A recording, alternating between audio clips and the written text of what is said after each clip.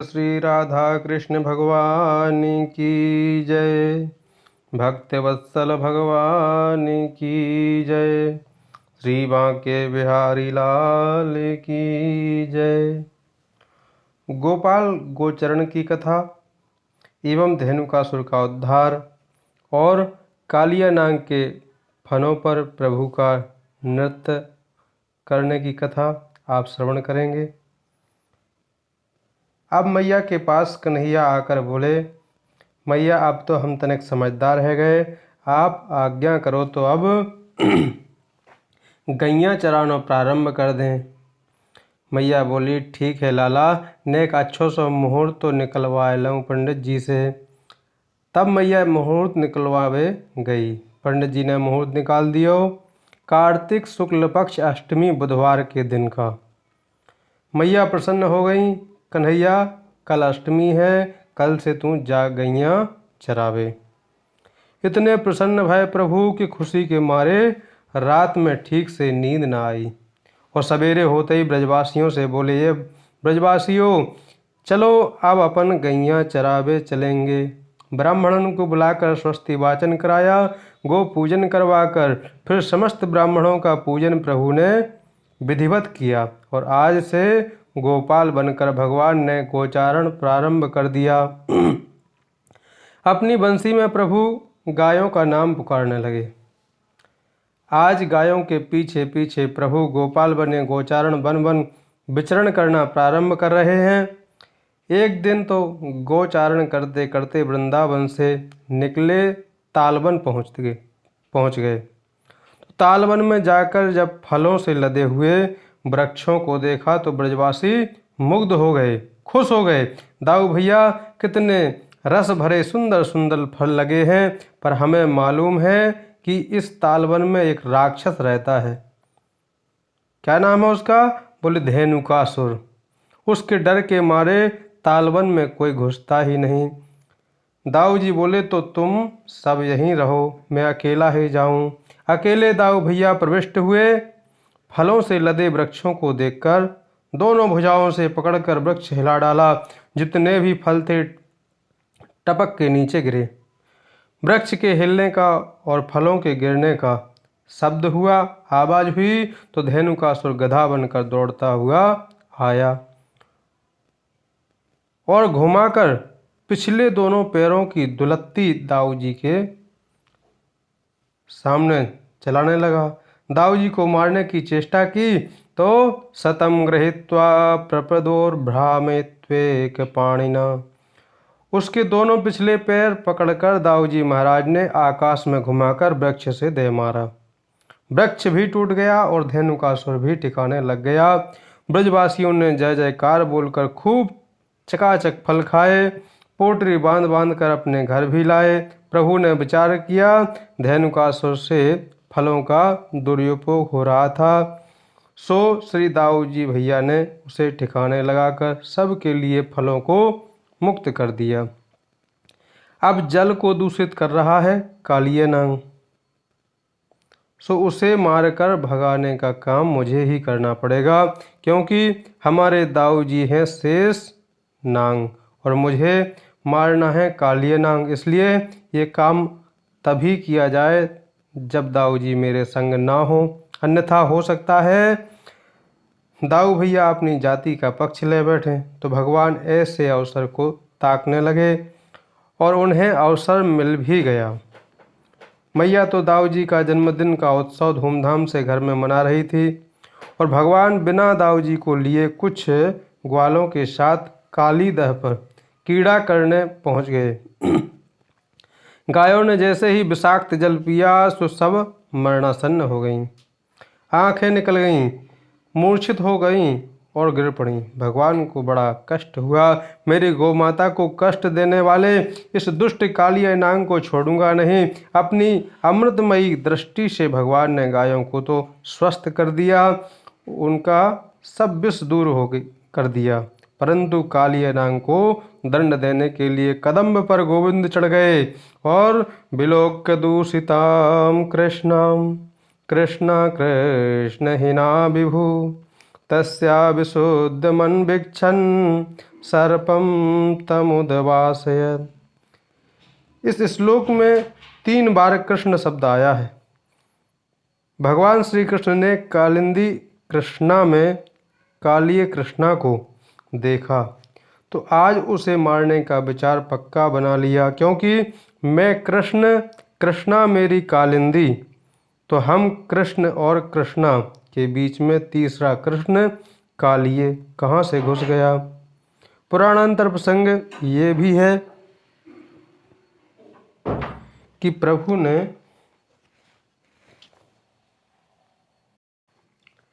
कंदुकीड़ा की और जानबूझकर सीदामा की गेंद कालीदह में फेंक दी।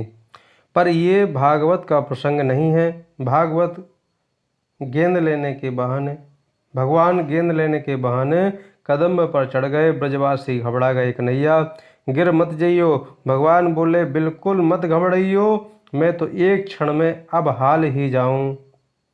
और कहते कहते कन्हैया ने एकदम मैं तो एक क्षण में अब हाल ही आऊं। और कहते कहते कन्हैया ने एकदम छलांग मार दी। बच्चों के साथ घटे घटनाक्रम का माँ को किसी न किसी रूप में संकेत मिल ही जाता है। मैया को अचानक अपशकुन होने लगा। ब्रजवासी घबराने लगे। उधर ब्रजवासी रोते रोते पहुँचे, मैया तेरा कन्हैया कालीदह में गिर गयो। और सब जानते थे कालीदह में गिरने वाला बचता नहीं, इसलिए अनिष्ट की आशंका में सारे ब्रजवासी चीत्कार करते हुए पशुओं की तरह बिना मार्ग देखे कालीदह की ओर दौड़े दौड़े भागे चले आए। आबाल वृद्ध वनिता सर्वेंग पशुवृत्तया निर्जग्मु गोकुलादीना कृष्ण दर्शन लालसा। सब ब्रजवासी गोविंद के दर्शन की अभिलाषा में भागते चले जा रहे हैं। उधर जब नांग पत्नियों ने भगवान की दिव्य बांकी झांकी को देखा तो विमुग्ध हो गईं। सखी इतना सुंदर बालक आज तक नहीं देखा। प्रकट होकर बोली, वत्स तुम्हें मालूम है जो यहाँ गिरता है बचता नहीं। हमारे स्वामी अभी सो रहे हैं, ये तुम्हारा सौभाग्य है। वह जागे उससे पहले भाग जाओ। भगवान बोले, जगाए दे अपने स्वामी को, हम तो बातें ही मिलवे आए हैं। इतनी जोर से बोले कि कालिये नाग की नींद खुल गई। भगवान को देखते ही क्रोध में भरा कालिये नाग ने 101 फणों से जो फुफकार मारी, कालीदह में ज्वारा भाटा आ गया। पूरे हृदय में हलचल मच गई। ब्रजवासी और ज्यादा चीखने चिल्लाने लगे, ये क्या हो गया, लगता है कालिये नाग जग गया। परंतु जब तक भगवान सावधान होते तब तक तो कालिये नाग ने एक छलांग मारी और भगवान को अपने शरीर में लपेट लिया। इसलिए सर्प का नाम भोगी है। सर्प का एक नाम भोगी है। जिसके शरीर को लपेट ले उसके प्राण लेकर ही छोड़ता है। नाग का पास बड़ा प्रबल होता है। नाग पास से बचना बड़े बड़े वीरों के लिए भी कठिन हो जाता है। इसलिए नाग पास बहुत प्रसिद्ध है। श्री रामभद्र को मेघनाद ने नाग पास में से ही बांधा था। तब जाकर गरुण जी को खोलना पड़ा था। सो गरुण जी को मोह हो गया कि ये कैसे भगवान, हमने इन्हें मुक्त किया। परमात्मा दुनिया को मुक्ति देते हैं और हम इन परमात्मा को मुक्ति दी हमने। गरुण जी चक्कर में पड़ गए। भगवान की लीला इतनी विचित्र होती है कि बड़े बड़े प्रबुद्ध जन भी व्यामोहित हो जाते हैं, बिरले ही संभल पाते हैं। आज इस कालिये नाग ने झपट्टा मारकर प्रभु को अपने शरीर में लपेट लिया। पर ब्रजवासियों को रोते चीखते जब प्रभु ने देखा तो प्रभु को लगा कि अब ज़्यादा लीला करना ठीक नहीं। मुझे ही ये ब्रजवासी अपना जीवन धन मानते हैं, कहीं आवेश में ये भी छलांग मारकर ना आ जावे, ये भी छलांग न मार बैठे। भगवान ने तुरंत अपना शरीर बढ़ाया और जहाँ कालिये नाग के बंधनों में शिथिल आया कि भगवान ने एक छलांग मारी और बंधन मुक्त होकर कालिए नाग के फण पर जाकर खड़े हो गए। पर एक फण पर खड़े होते हैं तो कालिए नाग दूसरे फण से काटने की चेष्टा करता है। भगवान ने ताता थैया करके नाचना प्रारंभ कर दिया। ऐसा अद्भुत तांडव नृत्य किया कि देवता देख देख कर निहाल हो गए। रस्सियों पर कलाबाजी खाते बड़े बड़े नटों को नाटक देखे होंगे आपने। नाटक जो करते हैं उन नटों को देखा होगा, रस्सियों पर नाटक करते। ऐसा नटवर पहली बार देखा है जो फण पर नृत्य कर रहा है। देवताओं ने दुंदुभियां बजाना प्रारंभ कर दी। गंधर्व गाने लगे, अप्सराएं नृत्य करने लगीं, नाचने लगीं। आकाश से सुमन वृष्टि होने लगी, फूलों की बरसात हो रही है। भगवान तदनुसार देवताओं के बजाए हुए वाद्य यंत्रों पर अपने श्री चरणों से अद्भुत तांडव नृत्य करके दिखा रहे हैं। इस अलौकिक लीला का हमारे सूरदास बाबा वर्णन करते हैं। तांडव गति मुंडन पर नाचत गिरधारी, तांडव गति मुंडन पर नाचत गिरधारी, तांडव गति मुंडन पर नाचत गिरधारी। पम पम पम पगम पद पटकत बम फम फम फमनि पर बिम बिम बिम बिम बिनति करत नांग बधुहारी। ससिक ससिक सनकादिक नन्नन नारद मुनि मम मम मम महादेव बम बम बम बलिहारी। विविध विविध विद्याधर दम दम दम देव सकल गम गम गम गम मुनि गंधर्व नाचत देतारी। सूरदास प्रभु की बाणी किम किम किन्हु न जानी। धन धन धन चरण परत निर्भय भयहारी। तांडव गति मुंडन पर नाचत गिरधारी, तांडव गति मुंडन पर नाचत गिरधारी। काली दह पर खेलन आयो रे मेरो बारो सो कन्हैया। काली दह पर खेलन आयो रे मेरो बारो सो कन्हैया। मेरो बारो सो कन्हैया, मेरो प्यारो सो कन्हैया। मेरो बारो सो कन्हैया, मेरो प्यारो सो कन्हैया। काली दह पर खेलन आयो रे मेरो बारो सो कन्हैया। ग्वाल बाल सब सखा संग में गेंद को खेल रचायो रे। काहे की पट गेंद बनाई, काहे को डंडा लायो रे। रेशम की पट गेंद बनाई, चंदन को डंडा लायो रे। काली दह पर खेलन आयो रे मेरो बारो सो कन्हैया। मारी टोल गेंद दई दह में गेंद के संग ही धायो री। नागिन जब ऐसे उठी बोली, क्यों तू दह में आयो री।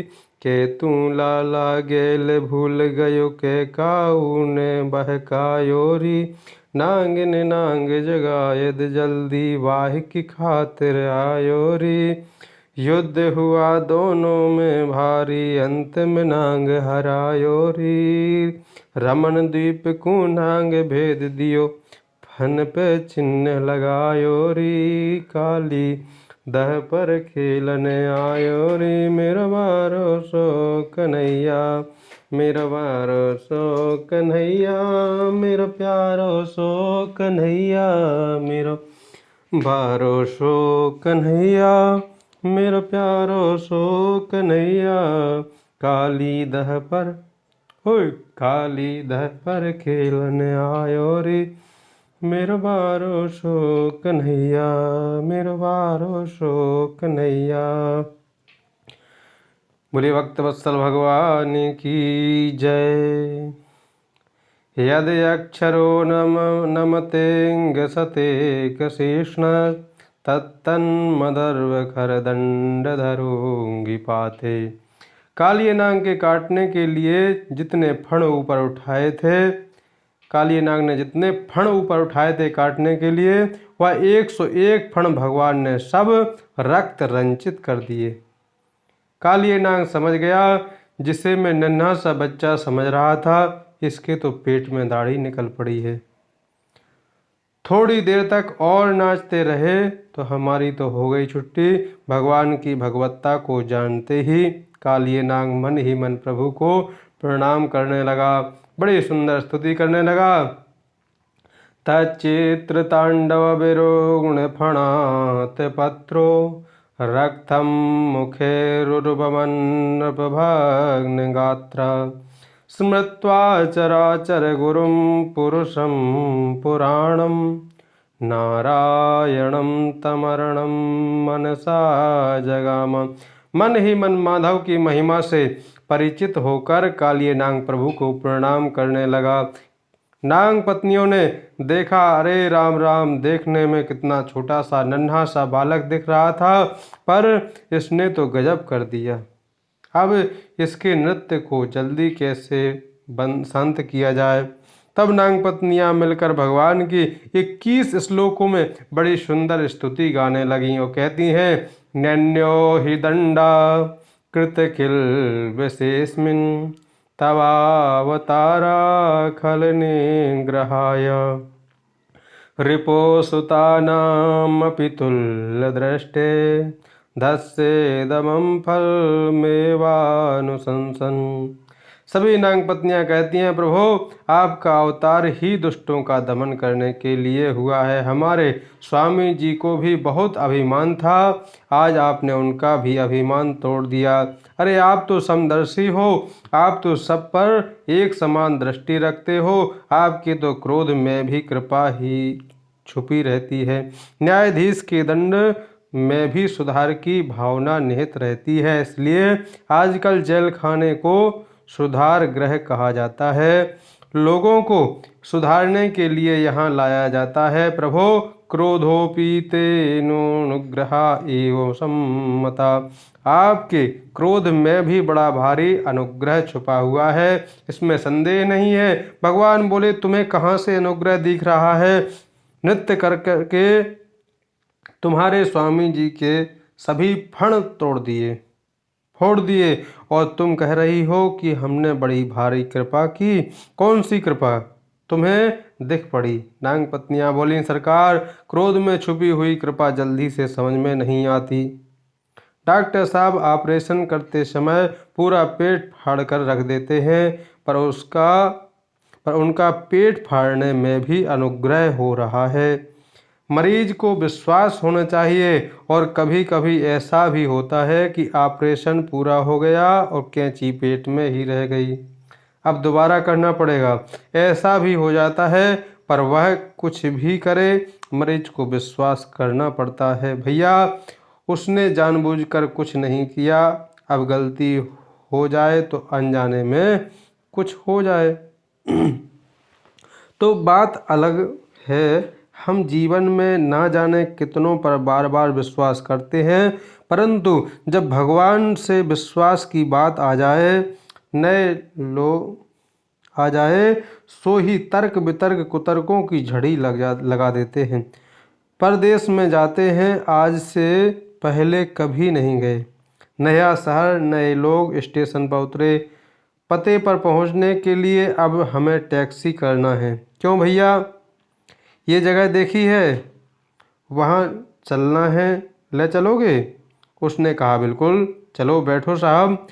अब तुम्हें यदि विश्वास ना हो कि भगवान जाने कहाँ लेकर पहुँच जाए, तो बोलो पहुँच सकते हो पते पर क्या करें, बाध्य होकर आपको विश्वास करना पड़ेगा। विश्वास करके बैठोगे तभी लक्ष्य तक पहुँचोगे। नाई की दुकान पर आराम से कुर्सी पर टिक कर बैठ गए। भैया जरा फटाफट दाढ़ी बना दो।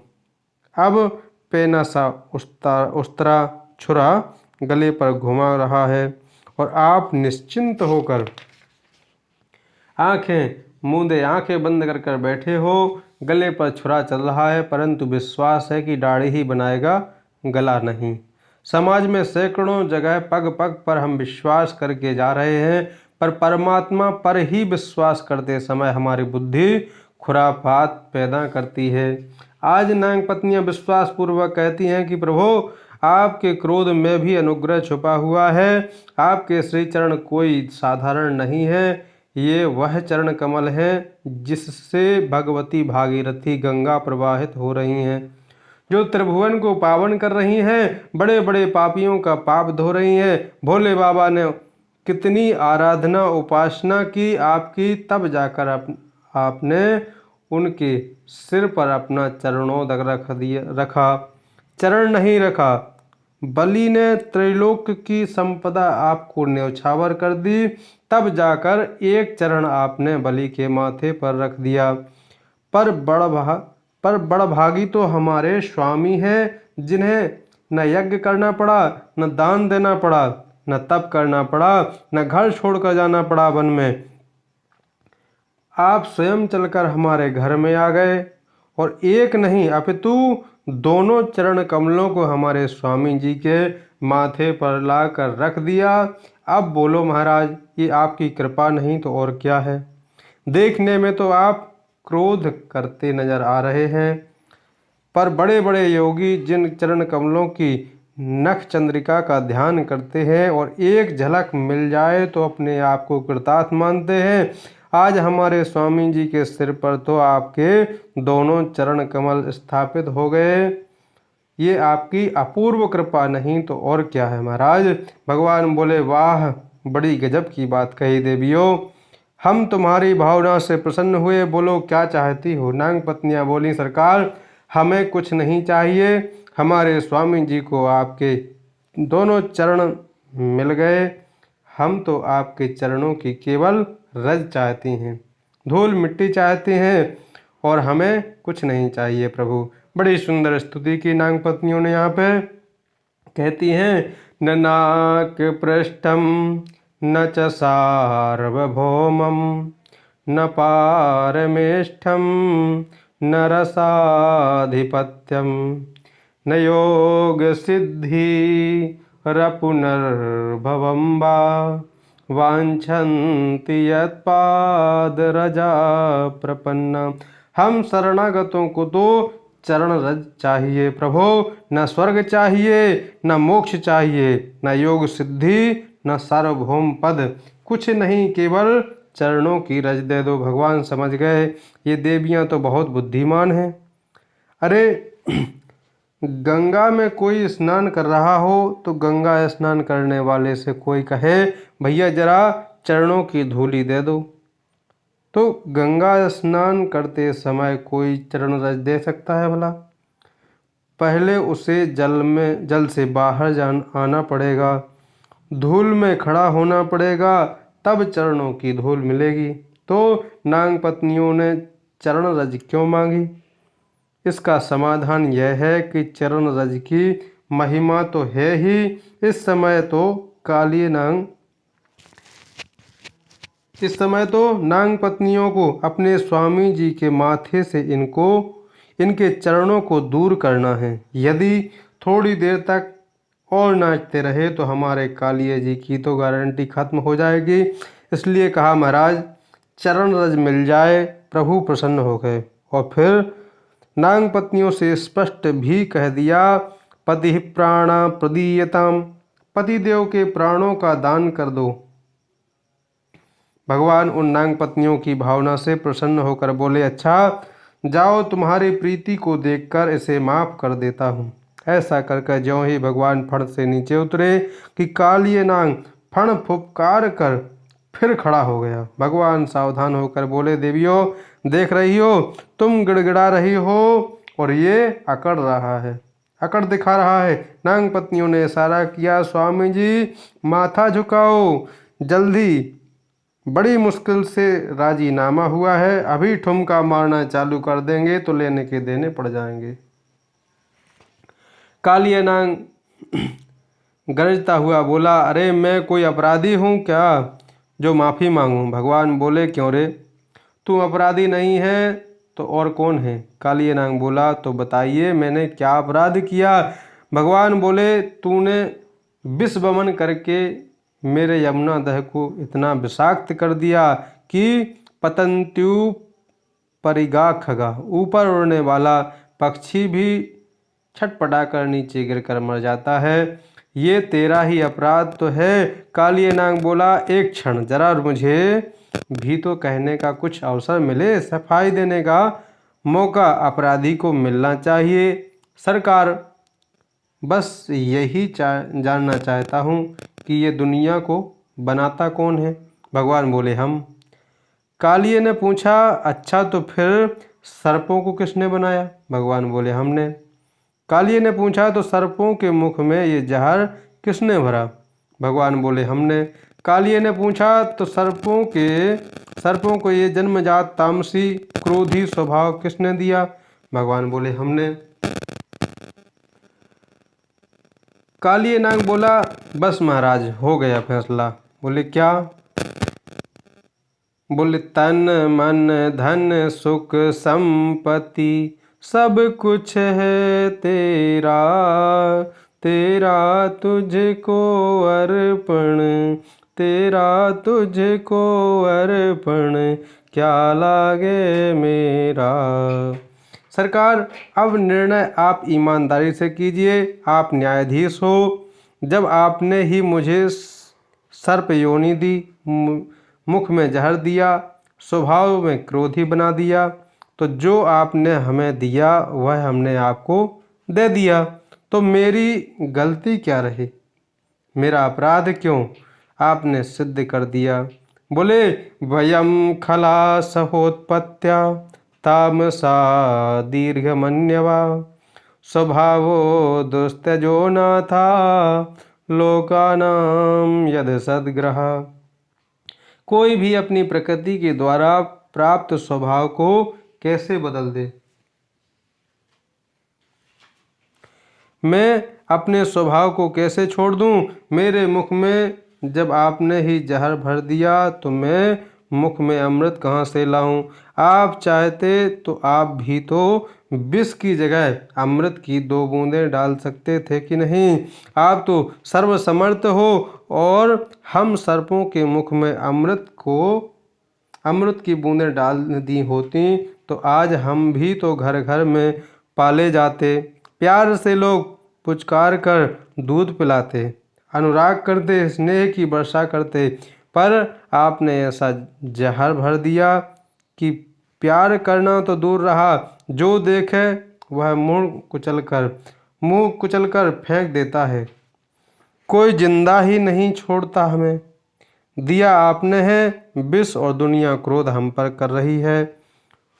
ऊपर से आप हमें अपराधी कह रहे हैं। प्रभो, भवान ही कारणम तत्र सर्वज्ञो जगदीश्वर, अनुग्रहम निग्रहम वा मन्यसे तद्विधेहिना। आप सर्वसमर्थ हो महाराज, अनुग्रह करो, ये निग्रह करो। कालिया नाग के इन तर्कों से भगवान प्रसन्न हो गए और बोले, भाई कालिया नाग, तेरी सारी बातें बिल्कुल सही हैं, परंतु यदि हमने सर्पों को विषैला बनाया है तो उन्हें रहने के लिए रमण द्वीप दिया है। भाई, रमण द्वीप भी तो बनाया है तुम्हारे लिए हमने सब विशेष द्वीप बनाया है। जब विशेष द्वीप बनाया है तो द्वीप का निर्माण किया है जहाँ सर्प जाति का ही नित्य निवास है, तो तुम अपना वह घर छोड़कर यहाँ गंदगी फैलाने क्यों आए? कालिया नाग बोला, ये बात ठीक कही सरकार, पर इसका भी कारण आपका वाहन गरुण है। गरुण जब रमण द्वीप पहुँचता है तो तमाम सर्पों को मारकर खा जाता है। मेरा उससे झगड़ा हो गया, सो मैं यहाँ आकर बस गया। भगवान बोले, इतनी बड़ी दुनिया है, यही क्यों आया? कालिया बोला, यहाँ इसलिए आया महाराज क्योंकि सौभरी मुनि ने गरुण को श्राप दिया था। कहा था, अत्र प्रविश्य गरुणो यदि मत्सांस खादति, सद्या प्राणे वियुज्येता सत्यमे तद्ब्रवीम्यहम्। ऐसा कहकर गरुण को शौभरी ऋषि ने श्राप दिया था। यहाँ यमुना तट पर आकर गरुड़ किसी भी प्रकार की हिंसा करेगा तो निश्चय गरुड़ मारा जाएगा। तब से गरुड़ ने आना ही छोड़ दिया। यहाँ साप बस आवत नाही, इसलिए महाराज मैं यहाँ रहता हूँ कि गरुड़ मुझे यहाँ कभी मार नहीं सकेगा। भगवान बोले यदि यही कारण है तो अब तुम जा सकते हो। अब गरुड़ नहीं मारेगा क्योंकि तेरे माथे पर नाच नाच कर अपने चरणों की मोहर लगा दी है। मेरी मोहर लगी है तो किसकी हिम्मत है जो तुझे आंख उठाकर देख ले। कुत्ते दो प्रकार के होते हैं, पालतू और फालतू। जो फालतू कुत्ते घूमते रहते हैं उनको आते जाते कोई भी डंडा मसक देता है। जूठी पत्तल खा रहे हैं फिर भी बेचारे डंडा खा रहे हैं, और जब वही पालतू बन जाए तब देखो महाराज ठाठ। और फिर जितने बड़े व्यक्ति का कुत्ता उतने ही बड़े ठाठ। आपने खूब देखे होंगे एयर कंडीशन में घूमते हुए, परंतु एक विशेषता है उस कुत्ते में कि पहले तो मालिक के नाम का पट्टा गले में पहना रहता है, ये पहचान है पालतू कुत्ते की। दूसरी पहचान, अपने मालिक को छोड़कर कभी किसी दूसरे के दरवाजे नहीं जाता, किसी का मुंह नहीं ताकता। मालिक देगा तो खाएगा, जैसा रखेगा वैसा रहेगा, तब मालिक का स्नेह भाजन बनता है। उसी प्रकार आज यहाँ कल वहाँ, कहते हैं मन कुत्ता दर दर फिरे, दर दर दुर दुर होए। ये कई दर के है रहे तो दुर दुर करे न कोई। हरि नाम का आश्रय लेकर मालिक जितना बड़ा होता है सेवक के उतने ही बड़े ठाठ होते हैं। प्रधानमंत्री के चपरासी में भी वह गर्मी होती है कि बड़े बड़े नेताओं को फटाफट भगा देता है। कहने को चपरासी है पर मालिक की अकड़ होती है। अभिमान भी करना है तो अपने मालिक के नाम का करो। बोले हस अभिमान जाई जनि भोरे, मैं सेवक रघुपति पति मोरे। मालिक के नाम का गर्व होगा होना चाहिए। वैसे तो अभिमान ठीक नहीं है पर अपना अभिमान करना ठीक नहीं। मालिक का अभिमान अपना थोड़े ही हुआ।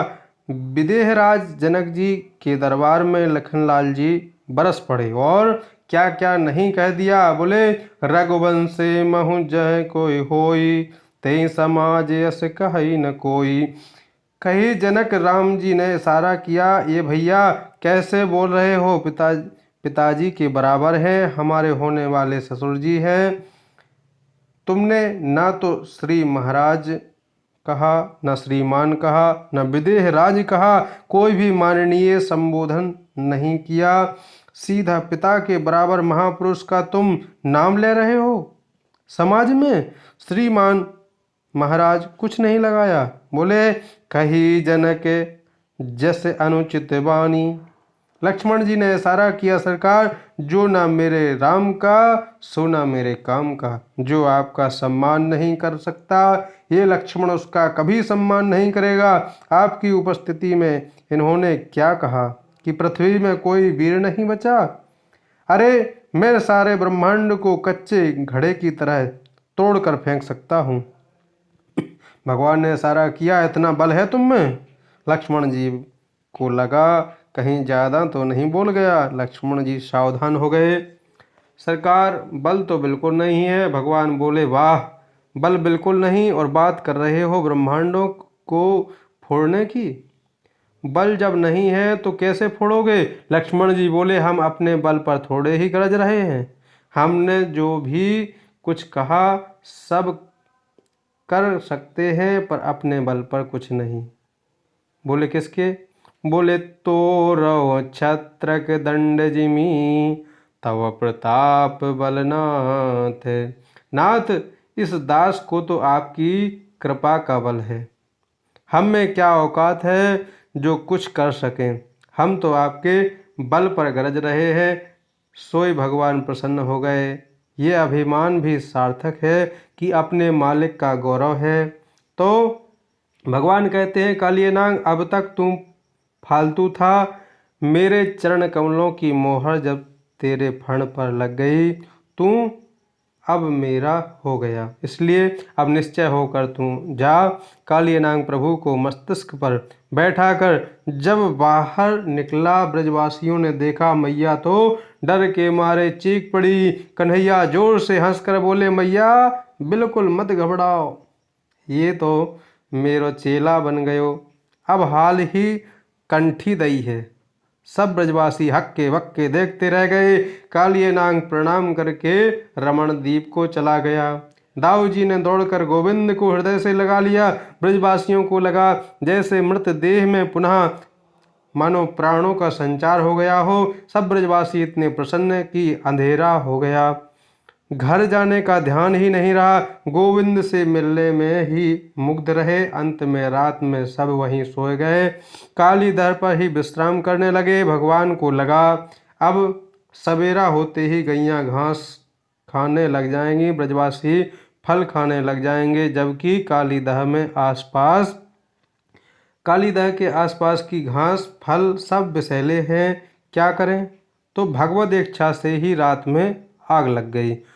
धू धू करके अग्नि की ज्वालाएं ब्रजवासियों को घेरती हुई आईं। ब्रजवासी सब चीखने चिल्लाने लगे। कन्हैया भैया बोले, एस घोर तमोवन ही तावकान ग्रसते ही नाम। ये अग्नि की ज्वालाएं तो हमें ग्रसित करती जा रही हैं, बचाओ भैया। कन्हैया बोले, सब आंख बंद कर लो। जैसे ही ब्रजवासियों ने नेत्र बंद किए, भगवान संपूर्ण अग्नि का पान कर लिए। और कोई महान आश्चर्य नहीं, क्योंकि भगवान के मुख से ही तो अग्नि का जन्म हुआ है।